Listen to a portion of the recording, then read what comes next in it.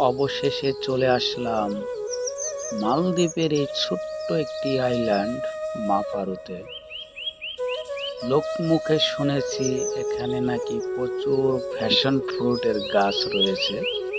আমরা হয়তো অনেকেই ফ্যাশন ফ্রুট খেয়েছি, কিন্তু গাছটা এখনো চিনি না। তাই আমরা ছুটে আসলাম সেই ফ্যাশন ফ্রুটের গাছগুলো দেখার জন্য। আইল্যান্ডে আসতে না আসতেই চোখে পড়ে গেল মালদ্বীপের ন্যাশনাল ফ্ল্যাগ। কাছে যেতে নাই দেখি এটা একটি পুলিশ স্টেশন।